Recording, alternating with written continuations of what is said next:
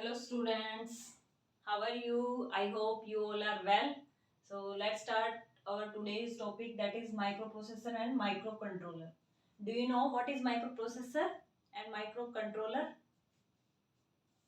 If you don't know, then we will start our class, that is microprocessor क्या होता है। मैंने जो लास्ट वीडियो में करवाया हुआ है एनसीईआरटी मैंने स्टार्ट की हुई है 11th क्लास की। अगर आप भी एनसीईआरटी कंप्यूटर साइंस की कंप्लीट करना चाहते हैं तो आप मेरी प्लेलिस्ट देख सकते हैं 11th क्लास की जो मैंने स्टार्ट की है। ये हमारा लगभग 6th टॉपिक या 5th टॉपिक चल रहा है। तो लास्ट वीडियो में मैंने बताया था कि सीपीयू को हम किस नाम से भी जानते हैं, माइक्रोप्रोसेसर के नाम से भी जानते हैं।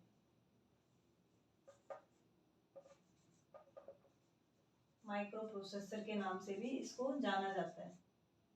It is also known as microprocessor. CPU को हम माइक्रोप्रोसेसर बोल सकते हैं, लेकिन हम ऐसे नहीं बोल सकते। आप यानी कि ऐसे बोल सकते हो, every CPU is microprocessor. Microprocessor, but reverse is not possible. That is every microprocessor को आप सीपीयू बोले, ये सही नहीं होगा। एवरी माइक्रोप्रोसेसर इज सीपीयू, ये तो सही है, लेकिन ये बात गलत हो जाएगी अगर आप ऐसे बोलोगे। तो every microprocessor is CPU, reverse is not possible, क्योंकि माइक्रोप्रोसेसर और कुछ भी हो सकते हैं। जैसे हमारे आप अपने आसपास ही देख लें, क्या ये लाइट जो है वो माइक्रोप्रोसेसर है? नहीं है। ये तो मैंने वैसे ही बोला है कि आप सोच रहे हो कि इसमें भी माइक्रोप्रोसेसर नहीं है। जो भी हमारी ऑटोमेटिक मशीन है उनको आप बोल सकते हो कि हाँ ये माइक्रोप्रोसेसर है।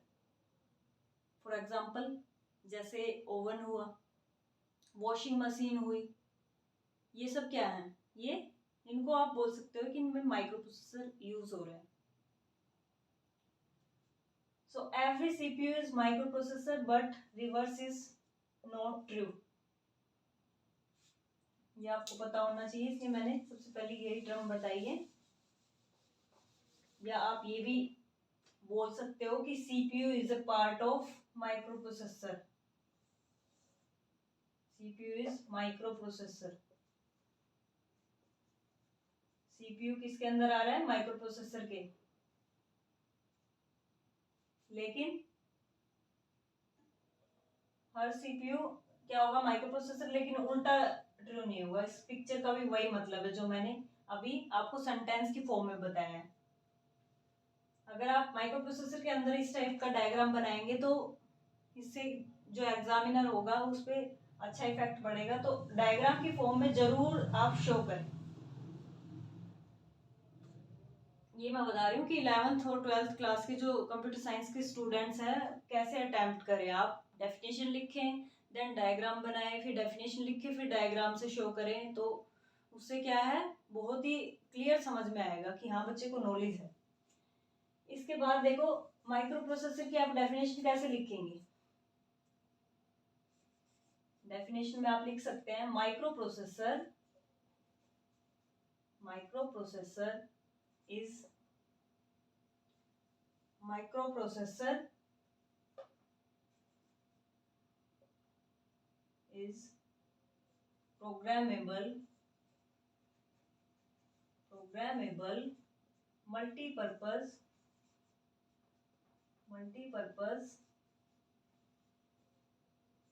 comma clock driven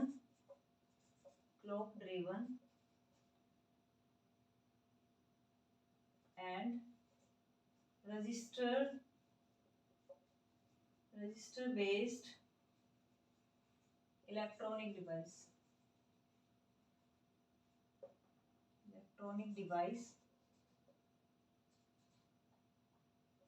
that reads instruction from memory, any type of memory, that is maybe primary or secondary. Instruction from memory and read करेगा and take input and process it, and की जगह आप comma लगा लें यहाँ पे, process it and produce या give result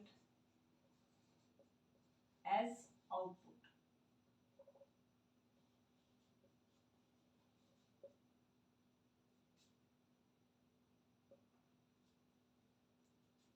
देखो हर एक टर्म इसकी इंपॉर्टेंट है जो मैंने लिखी है, that is programmable, multipurpose. Programmable क्यों बोल रहे हैं? Clock driven, register based, electronic device क्या करता है? जो रीड करता है इंस्ट्रक्शन को from memory and take input, process it and give result as output. अब हर एक टर्म को मैं डिफाइन करने की कोशिश करूंगी। अगर आपको समझ आए तो प्लीज कमेंट में जरूर लिखें। अगर समझ कोई टर्म ना भी आए तब भी आप कमेंट में लिखें कि मुझे ये क्लियर नहीं हुआ है, तो मैं जरूर आपको क्लियर करने की कोशिश करूंगी। तो देखिए, प्रोग्रामेबल का मतलब है जो हमारा सीपीयू है या माइक्रो प्रोसेसर है वो कैसे बना हुआ है। हमें तो वो चिप दिखती है, लेकिन एक्चुअल में वो चिप नहीं होती है। कोई भी आप सॉफ्टवेयर लाते हो, सॉफ्टवेयर में भी क्या होती है? उसमें प्रोग्राम होते हैं। और प्रोग्राम किससे बना होता है? प्रोग्राम बना होता है कलेक्शन ऑफ इंस्ट्रक्शन से। वो इंस्ट्रक्शन होती है प्रोग्राम के अंदर, उन इंस्ट्रक्शन के थ्रू ही हम क्या परफॉर्म कर पाते हैं कोई भी काम, कि पहले ये काम करना है, फर्स्ट इंस्ट्रक्शन एग्जीक्यूट हुई, देन सेकंड, देन थर्ड, ऐसे उसी से हमारा जो ऑटोमेटिक मशीन है वो चलती है कि पहले ये काम परफॉर्म करना है, देन ये, देन ये, देन ये। तो क्या है? ये प्रोग्रामेबल है। सेकंड टर्म है multipurpose. What is multipurpose? Multipurpose का मतलब है कि आप एक टाइम पे या उसी सीपीयू को हम मल्टीपर्पज के लिए इस्तेमाल कर रहे हैं। हम उससे इनपुट भी करवा रहे हैं, हम उससे आउटपुट भी करवा रहे हैं, और वो कंट्रोल भी कर रहा है इनपुट आउटपुट डिवाइसेस को। तो मल्टीपर्पज हो गया ये। After that clock driven, automatic machine में आप ले सकते हो कि वो सोक भी कर रहा है कपड़ों को, और फिर ड्राई भी कर रहा है, पानी भी ले रहा है। तो मल्टीपर्पज हो गया ना एक तरह से। ये तो नहीं है ना फिक्स कि एक ही काम कर रहे हो, तो मल्टीपर्पज होता है। आफ्टर दैट क्लॉक ड्रिवन क्यों बोल रहे हैं हम? क्योंकि ये टाइम के अकॉर्डिंग चलता है। टाइम के अकॉर्डिंग चलेगा कि इस टाइम पे मुझे ये करना है, इस टाइम पे ये करना है। क्लॉक लगी होती है इसमें। क्लॉक वही जो आपकी घड़ी होती है उसी के जैसे होती है सीपीयू के अंदर भी क्लॉक। इसके बाद रजिस्टर बेस क्यों बोल रहे हैं हम? क्योंकि इसमें रजिस्टर्स, जो इनकी इंटरनल मेमोरी होती है माइक्रो प्रोसेसर की, वो क्या होती है? रजिस्टर की फॉर्म में होगी। इसके बाद इलेक्ट्रॉनिक डिवाइस क्यों बोल रहे हैं? इलेक्ट्रॉनिक डिवाइस, मैंने फर्स्ट जो हमारी वीडियो थी इसी सीरीज की फर्स्ट वीडियो में मैंने बताया था व्हाट इज इलेक्ट्रॉनिक डिवाइस। जो मेनली हम घर पे इस्तेमाल करते हैं वो किस टाइप के डिवाइस होते हैं? वो होते हैं इलेक्ट्रिकल डिवाइसेस। अब जो ये लाइट है ये हमारी इलेक्ट्रॉनिक डिवाइस में नहीं आएगी। This is electrical device. Why we call this electrical device? Because ये जो है इलेक्ट्रिसिटी का इस्तेमाल किस लिए कर रहा है? कुछ एनर्जी प्रोड्यूस करने में कर रहा है। जब हम इलेक्ट्रिसिटी का इस्तेमाल किसी फॉर्म में इलेक्ट्रिसिटी को हम चेंज कर रहे हैं किसी फॉर्म के अंदर, तो वो हो गए इलेक्ट्रिकल डिवाइसेस। और जब हम इलेक्ट्रिसिटी को चेंज नहीं कर रहे हैं किसी फॉर्म में, वो होते हैं इलेक्ट्रॉनिक डिवाइस। कंप्यूटर भी हमारा इलेक्ट्रॉनिक डिवाइस है और माइक्रो प्रोसेसर भी हमारा इलेक्ट्रॉनिक डिवाइस है। ये किसी फॉर्म में चेंज नहीं करता है, ये इलेक्ट्रिसिटी को किसी फॉर्म में चेंज नहीं करेगा। ये क्या करता है? उस इलेक्ट्रिसिटी को हाई लो करके ही क्या करेगा? हमारे डाटा जनरेट करेगा। हाई वोल्टेज लो वोल्टेज उसी को एडजस्ट करके अपना काम पूरा कर लेगा ये। किसी फॉर्म में चेंज नहीं करता है। जैसे मैंने एग्जांपल दिया था फर्स्ट वीडियो में, ये क्या होता है, इंडक्शन है, ये क्या किस फॉर्म में इलेक्ट्रिसिटी को चेंज कर रहा है, ये कर रहा है हीट की फॉर्म में। लेकिन इसमें कंप्यूटर में और माइक्रो प्रोसेसर में ऐसा कुछ नहीं होता है, वो हीट या कोई भी लाइट वगैरह नहीं दे रहा है, किसी भी फॉर्म में चेंज नहीं करता है इलेक्ट्रिसिटी को, वो एज इट इज सिर्फ हाई लो में चेंज करके डाटा को प्रोसेस कर लेता है। वो होते हैं हमारे इलेक्ट्रॉनिक डिवाइसेस। इसके बाद है नेक्स्ट टर्म, रीड करता है इंस्ट्रक्शन को। इंस्ट्रक्शन रीड करना मतलब आप कोई भी काम परफॉर्म करेंगे, मान लो मैं डेली लाइफ का ये एग्जांपल ले रही हूँ वॉशिंग मशीन का, उसमें मैनुअली हमने सेट कर दिया टाइम की 20 मिनट्स तक हमारे क्लॉथ वॉश हो, तो उसमें सबसे पहले क्या होगा, उसमें इंस्ट्रक्शन लगी होंगी। हमने तो 20 मिनट सेट कर दिया है, लेकिन ये थोड़ी है 20 मिनट में क्या करना है हमें पता ही नहीं है। वो कैसे पता चलेगा मशीन को, उसमें इंस्ट्रक्शन लिखी हुई है, उनको रीड करके ही उसको पता चलेगा पहले मुझे ये काम करना है, देन मुझे ये करना है, देन ये करना है। तो रीड करता है इंस्ट्रक्शन को फ्रॉम मेमोरी। मेमोरी जो ऑटोमेटिक मशीन हुई या कार हुई, ऑटोमेटिक कार जो होती है उनमें कौन सी होती है मेमोरी, मेमोरी होती है उनमें रोम, रीड ओनली मेमोरी, आप उसको चेंज नहीं कर सकते हैं, वो होती है रीड ओनली मेमोरी। तो उस मेमोरी से रीड करता है इंस्ट्रक्शन को। आफ्टर दैट क्या करेगा, और क्या कर सकता है, और टेक इनपुट, और यूजर से इनपुट ले सकता है। माइक्रो प्रोसेसर में है ये काबिलियत कि वो इनपुट ले सकता है और फिर उसको प्रोसेस करेगा। इनपुट किस फॉर्म में लिया, जैसे उसने टाइम सेट कर दिया कि 20 मिनट का टाइम है, ये इनपुट हो गई, उसको प्रोसेस किया, देन रिजल्ट दे दी आउटपुट। तो ये था हमारा माइक्रो प्रोसेसर की पूरी डेफिनेशन मैंने एक्सप्लेन की है। अगर आपको अच्छे से समझ आए तो प्लीज कमेंट में जरूर लिखें कि हमें माइक्रो प्रोसेसर की डेफिनेशन क्लियरली समझ आई है, और कोई भी कंफ्यूजन हो तो आप पूछ सकते हैं। इसके बाद हम इसमें डिस्कस करेंगे इसकी जनरेशन के बारे में, और जनरेशन किस बेस पे होती है, वो कुछ टर्म है। फर्स्ट टर्म है हमारी, जब भी आप प्रोसेसर लेने जाते हैं, कोई लैपटॉप लेने गए, तो उसमें क्या देखते हैं, प्रोसेसर देखते हैं ना, कि प्रोसेसर की स्पीड कितनी है। और स्पीड कैसे चेक करते हैं, स्पीड चेक करते हैं आप क्लॉक स्पीड की मदद से। ये मैं हेडिंग डाल लेती हूँ इसमें, सबसे पहले जनरेशन एरा, लेकिन इससे पहले हम कर लेते हैं microprocessor are classified on the basis of different features, chip type, word size and memory size, clock speed. ये कुछ टर्म मैं एक्सप्लेन कर देती हूँ आपको। फर्स्ट है वर्ड साइज।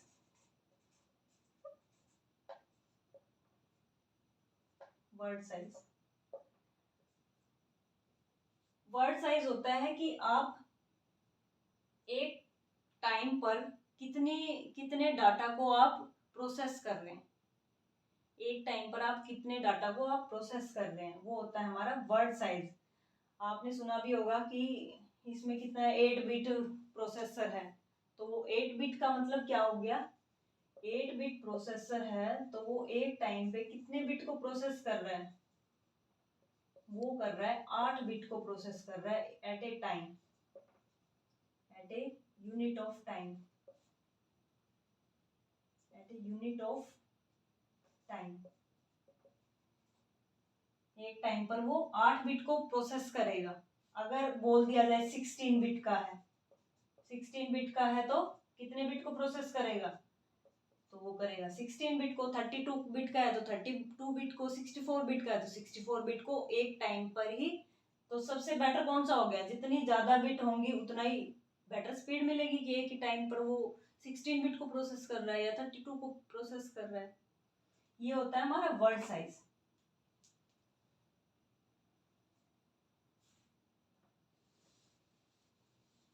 जो सबसे पहले आया था वो 8 बिट प्रोसेसर ही आया था।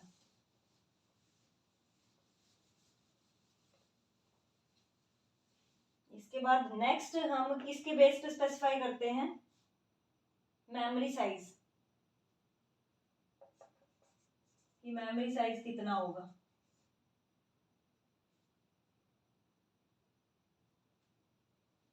Memory size according to word size ही होता है। जितना वर्ड साइज ज्यादा होगा उतना ही उसकी मेमोरी कैपेसिटी, मेमोरी जो रैम का साइज होगा वो ज्यादा होगा। मान लो हमारे पास था 4 या 8 बिट का था, 4 या 8 बिट का है, तो उसमें ये हो गया वर्ड साइज हमारा। और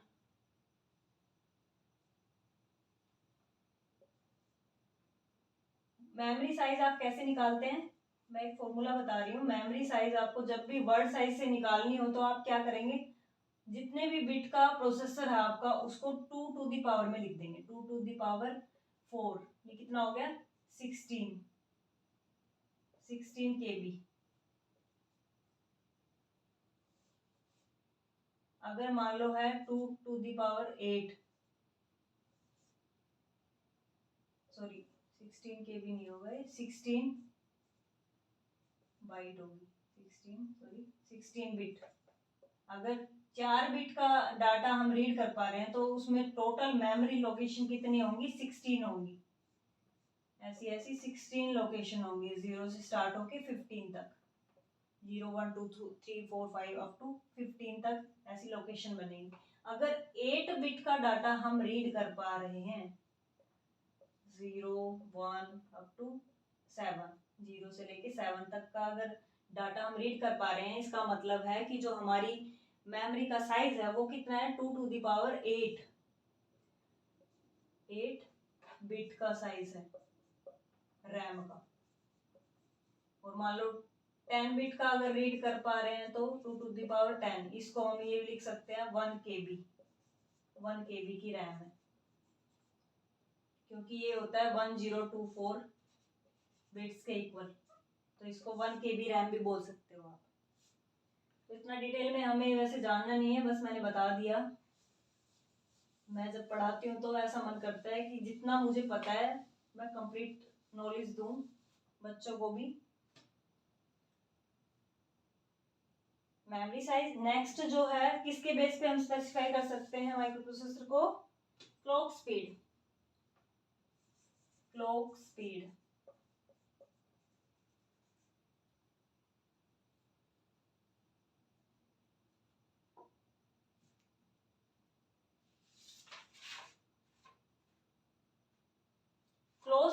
स्पीड जो होती है हमारी हर्ट्ज में मेजर की जाती है, हर्ट्ज में। इनिशियली जो थी हमारी हर्ट्ज में होती थी,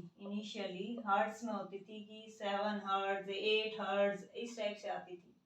लेकिन जैसे जैसे टाइम बीतता गया अब ये आ गई है किलो हर्ट्ज में, kilo hertz, giga hertz, mega hertz, ऐसे। हर्ट्ज का मतलब है नंबर ऑफ इंस्ट्रक्शन पर second, number of instruction per unit of time बोल सकते हो आप, कि एक टाइम पर हम कितनी नंबर ऑफ इंस्ट्रक्शन, या सेकेंड भी बोल सकते हो आप, नंबर ऑफ इंस्ट्रक्शन पर सेकेंड हम कितनी एग्जीक्यूट करवा रहे हैं, नंबर ऑफ इंस्ट्रक्शन एग्जीक्यूटेड पर सेकेंड।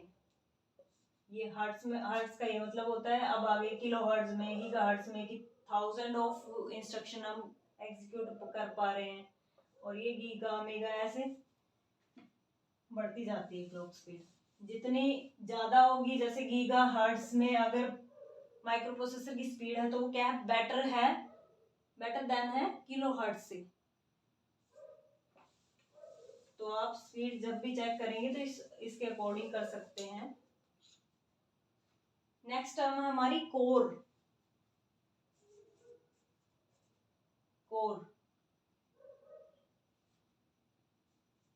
होता है कि एक ही माइक्रो प्रोसेसर के अंदर कोर होता है कि सिंगल माइक्रो प्रोसेसर है या 2 लगे हुए हैं, डबल है, इस तरीके से होता है। सिंगल माइक्रो प्रोसेसर है, डबल है, ये होता है। अगर सिंगल होगा तो उसकी प्रोसेसिंग थोड़ी कम होगी, डबल होगा तो एक ही चिप के अंदर मल्टीपल प्रोसेसर लगे हुए हैं, तो क्या करेंगे, मल्टीटास्क परफॉर्म कर सकते हैं, एक टाइम पे हम एक से ज्यादा काम करवा सकते हैं। तो मल्टी कोर का यही फायदा होता है। इसके बाद हम देख लेते हैं इसकी जनरेशन। नेक्स्ट हमारा टॉपिक है that is generation of micro processor. तो उसके लिए मैं एक टेबल शो कर रही हूं आपको।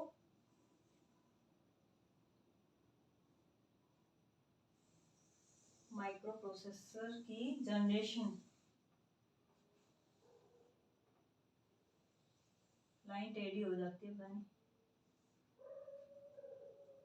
सबसे पहले आप पहले कॉलम में डालेंगे generation,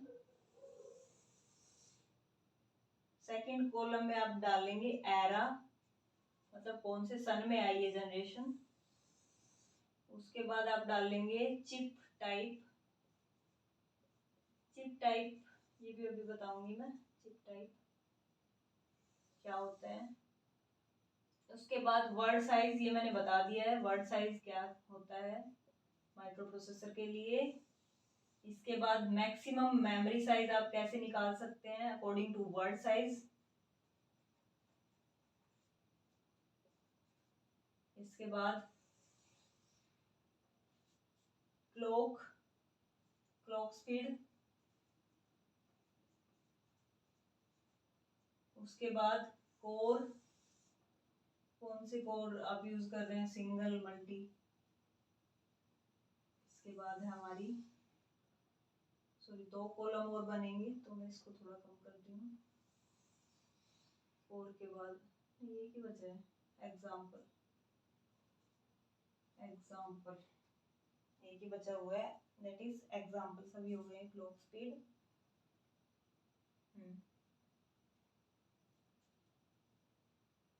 everything is complete। Example, last one is example. जो सबसे पहला माइक्रो प्रोसेसर आया था वो इंटेल का आया था, ये आपको पता होना चाहिए। इंटेल अभी भी चल रहा है, इंटेल के i7 i5 इस तरीके से आते हैं, वर्जन चेंज होते रहते हैं कुछ ना कुछ फीचर्स।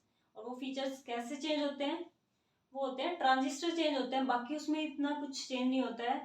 जो हमारी चिप होती है उसके अंदर ट्रांजिस्टर कितने लगे हुए हैं, जितने ज़्यादा ट्रांजिस्टर लगे होंगे स्पीड उतनी ही अच्छी होगी प्रोसेसर की।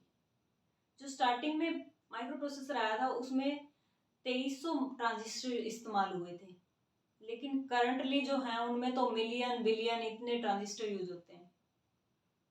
और ट्रांजिस्टर से पहले आपको पता होना चाहिए क्या यूज होता था, वैक्यूम ट्यूब्स यूज होती थी। वैक्यूम ट्यूब्स में क्या है, साइज थोड़ा बड़ा, साइज कंप्यूटर का बहुत ही बड़ा होता था। और उसके बाद आए ट्रांजिस्टर। ट्रांजिस्टर को पहले लाइंस के थ्रू कनेक्ट किया जाता था, लेकिन उसमें भी साइज बहुत बड़ा हो गया था और कॉम्प्लिकेटेड स्ट्रक्चर हो गया था कंप्यूटर का। इसलिए फिर एक कॉन्सेप्ट आया इंटीग्रेशन का, कि एक ही चिप के अंदर सारे ट्रांजिस्टर को इंटीग्रेट किया गया, लगाया गया। अब लाइन के थ्रू नहीं, वो उसके अंदर ही इंटीग्रेट किया गया है उसी चिप के ऊपर। तो इससे बेनिफिट क्या हुआ, हम बहुत ज्यादा मात्रा में ट्रांजिस्टर लगा सकते हैं इंटीग्रेशन में, ये फायदा हुआ एक तो।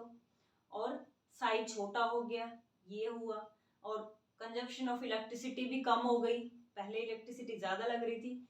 और हीट की प्रॉब्लम भी हो रही थी कि हीट जनरेट हो रही थी, गर्म हो जाते हैं। जो हमारे फोन होते हैं उनमें भी होती है ये तो, कि वो हीट हो जाते हैं, गर्म हो जाते हैं फोन, वो इसी कारण होते थे। तो ये जो है फिर क्या हुआ, ये चिप टाइप पे डिपेंड करता है कि आप किस टाइप की चिप कर रहे हैं यूज, कितनी इंटीग्रेशन उसमें हुई है। लार्ज स्केल हुई है, वेरी लार्ज स्केल हुई है, सुपर लार्ज स्केल पे हुई है। सुपर लार्ज स्केल यानी कि बिलियन ऑफ ट्रांजिस्टर यूज हुए हैं उसमें माइक्रो प्रोसेसर में। सबसे पहले आया हमारा फर्स्ट जनरेशन कंप्यूटर। ये किस एरा में स्टार्ट हुआ था, 1971 से और 73 तक हुआ था। ये थी हमारी फर्स्ट जनरेशन। 1971 से लेके 1973 तक कौन से जनरेशन के माइक्रो प्रोसेसर इस्तेमाल हुए थे, फर्स्ट जनरेशन के। और चिप टाइप उनमें क्या यूज हुई थी, LSI, large scale integration use हुई थी। वर्ड साइज उनमें था 4 to 8 बिट का, और मेमोरी साइज था उनमें 1 KB का। क्लॉक स्पीड थी उनकी 108 KB से 1008 to 200 KB, ये उनकी क्लॉक स्पीड थी और कोर उनमें सिंगल यूज हुआ था। और एग्जाम्पल इनका है इंटेल, जो सबसे पहला वही इंटेल 8080, ये था हमारा फर्स्ट जनरेशन का एग्जाम्पल। इसके बाद आया हमारा सेकेंड जनरेशन माइक्रो प्रोसेसर।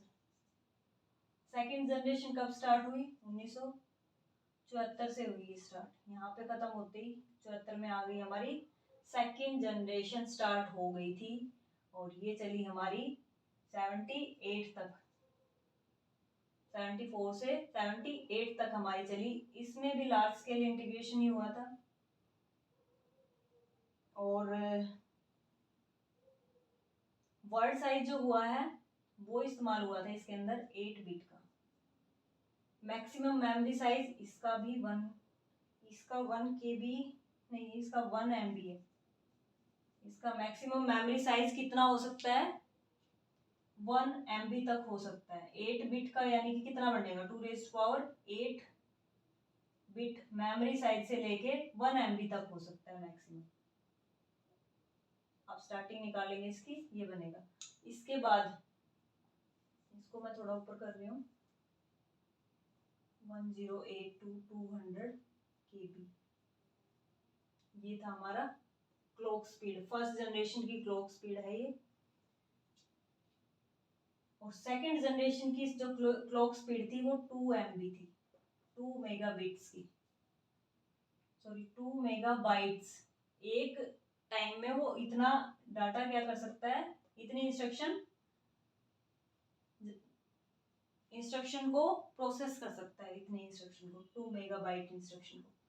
इसमें भी सिंगल कोर ही यूज हुआ था और इसका एग्जांपल है इंटेल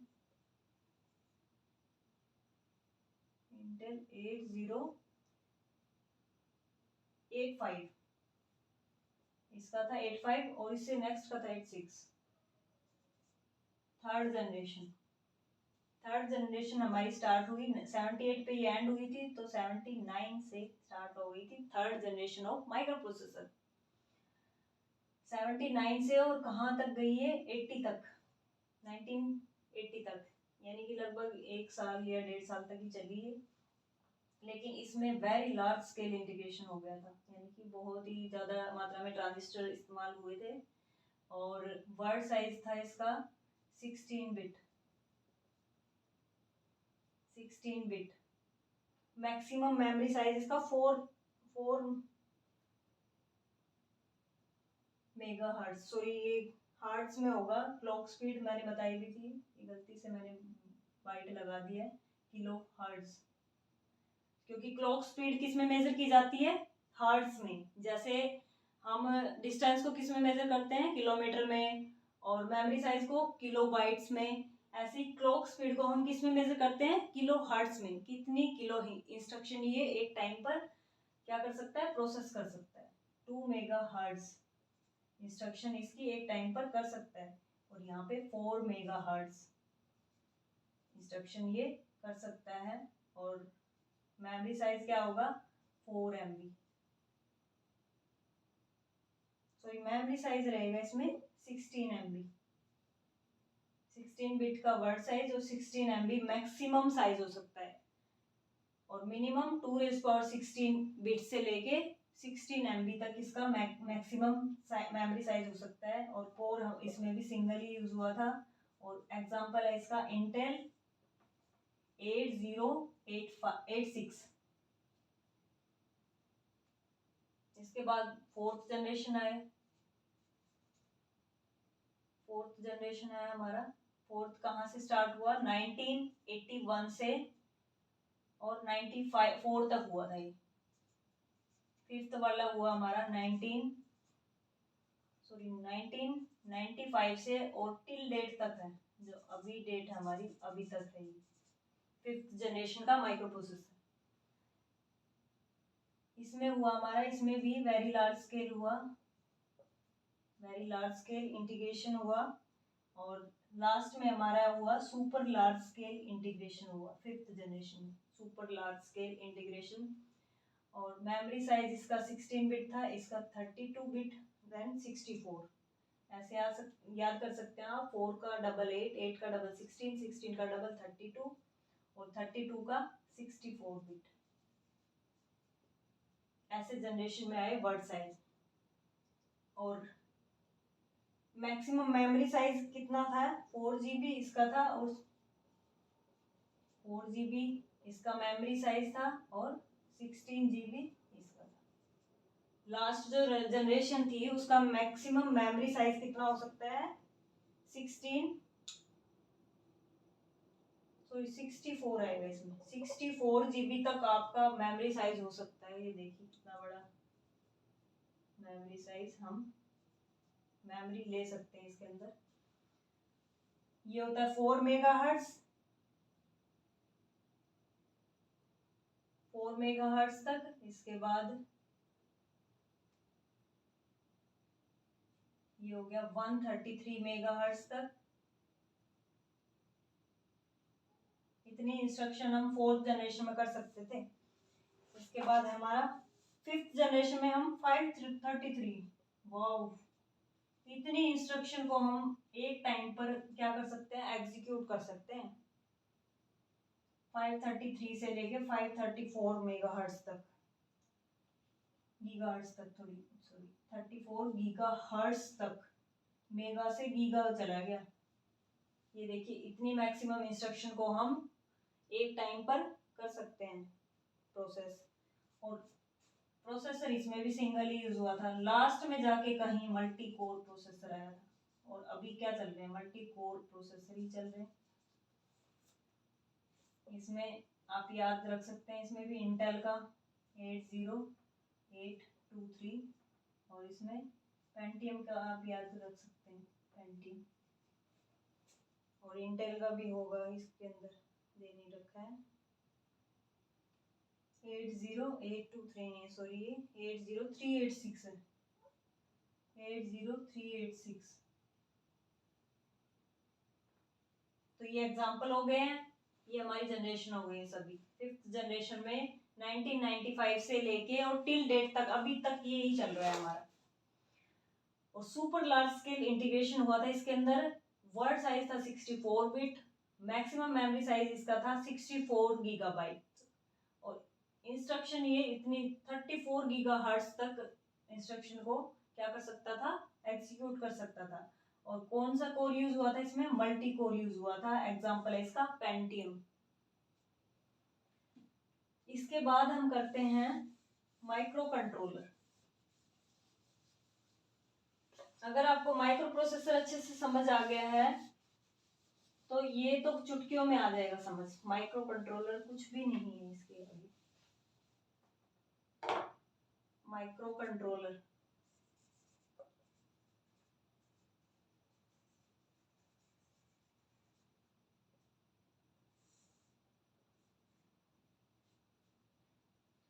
माइक्रो कंट्रोलर हम बोल रहे हैं जब एक ही चिप पर हम सब चीजों को अटैच कर दें। उसके अंदर मेमोरी भी है, उसके अंदर प्रोसेसर भी है, यानी कि सीपीयू भी है, मेमोरी भी है। मेमोरी किस लिए? इंस्ट्रक्शन को स्टोर करने के लिए। जो भी हम ऑटोमेटिक मशीन यूज करते हैं वो सारे माइक्रो कंट्रोलर के अंदर आते हैं, वो हम कंट्रोल कर रहे हैं। क्लॉक भी लगी होगी इसके अंदर, बसेस भी इस्तेमाल होंगे, इनपुट आउटपुट पोर्ट्स होंगे उसके अंदर, सीपीयू होगा, मेमोरी होगी, ये सारे क्या होंगे? अटैच होंगे एक दूसरे से। सीपीयू है, सीपीयू के साथ इसकी क्लॉक लगी हुई है, और यहाँ पे बसेस लगी होंगी, बसेस जिनके थ्रू इनका क्या होगा? इंटरकनेक्शन होगा। 3 बसेस होती है हमारी, मैंने लास्ट वीडियो में बताया भी है जब हम data transfer between memory and CPU की बात कर रहे थे, उसके अंदर हमने पढ़ा था बसेस का कॉन्सेप्ट। 3 बसेस होती हैं, address, data and control bus. तो बस होगी, इनपुट आउटपुट पोर्ट्स होंगे, यहाँ पे कुछ इनपुट आउटपुट पोर्ट्स होंगे लगाने के लिए, और इनपुट डिवाइसेस होंगे। इनपुट करने के लिए कोई पोर्ट होगा और कुछ क्या होगा, हार्डवेयर डिवाइस भी लगा होगा बाहर की साइड, जिससे हम इनपुट कर सकते हैं, और आउटपुट के लिए एक छोटा सा आउटपुट डिवाइस भी होगा। यहाँ पे आप लिख सकते हैं इनपुट डिवाइस और आउटपुट। तो इस तरीके का क्या होता है, स्ट्रक्चर होता है माइक्रो कंट्रोलर का। तो micro controller is a device which include all the devices like CPU, memory and buses and input output for inputting device and for providing output to the user. Fixed amount of RAM या रोम use कर सकते हो आप, जैसे मैंने बताया भी था एग्जांपल, वॉशिंग मशीन का एग्जांपल मैं बता रही हूँ ताकि आपको अच्छे से समझ आ जाए। उसमें क्या होती है, रोम लगी होती है, तो फिक्स अमाउंट की रोम रीड ओनली मेमोरी होती है, उसमें पहले से इंस्ट्रक्शन डाली गई है। रोम की फुल फॉर्म क्या होती है वो आप मुझे कमेंट बॉक्स में बताएंगे, ये मैंने अच्छे से बताया हुआ है। और रोम आपको ये भी बताना है कि रोम किस टाइप की मेमोरी है, वोलेटाइल है या नॉन वोलेटाइल है, सब कुछ मैंने एक्सप्लेन कर रखा है। अगर आप शुरू से मेरी वीडियो देखते हुए आ रहे हैं तो मैं पक्का बता रही हूँ कि आप जरूर रिप्लाई करेंगे और सही रिप्लाई करेंगे। सो ये था हमारा microprocessor and microcontroller. मिलते हैं नेक्स्ट वीडियो में with next topic. Till then take care, bye bye, see you in the next video.